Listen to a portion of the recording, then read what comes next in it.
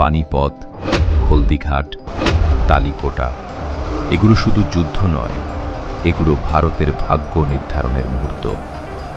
জানো কি, ভারতে বারবার বিদেশি আক্রমণ সফল হয়েছিল কেন? যদুনাথ সরকার বলছেন, কারণ শুধু অস্ত্রের দুর্বলতা নয়, ছিল ভূগোল, একতার অভাব আর সামরিক চিন্তার দুর্বলতা।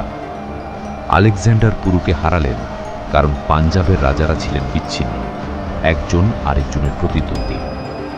বাবর মাত্র ৮,০০০ অশ্বারোহী নিয়ে হিন্দুস্তান জয় করলেন, আর ইব্রাহিম লোদির ছিল লক্ষাধিক সেনা। তারপরও পানিপথে লোদি হেরে গেলেন। কেন?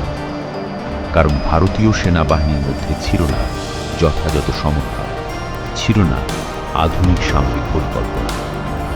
ভারতের সামরিক ইতিহাস বলছে, ভূগোলই অনেক সময় ঠিক করে দিয়েছে যুদ্ধের সময়, যুদ্ধের পর আর যুদ্ধের পরিণতি। বর্ষাকালে যুদ্ধ থেমে যেত, জুন থেকে সেপ্টেম্বর নদীতে বান, রাস্তায় কাদা, মাঠ জলের নিচে।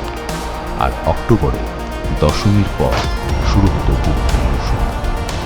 আলেকজান্ডার থেকে মারাঠা, পানিপথ থেকে বাজিরাও, ৩০০ বছরের ভারতীয় যুদ্ধের গভীর বিশ্লেষণ আছে এই বইয়ে। যদুনাথ সরকারের লেখা ইন্ডিয়ান মিলিটারি হিস্ট্রি বইটি বাংলা ভাষায় অনুবাদ করেছেন অমিতাভ পুরকায়স্থ। ভারতের সামরিক ইতিহাস খড়ি প্রকাশনী থেকে প্রকাশিত। ইতিহাসকে যদি সত্যিকারের বুঝতে চাও, ভারতের যুদ্ধের বিজ্ঞান জানতে চাও, এই বইটি পড়তে হবে।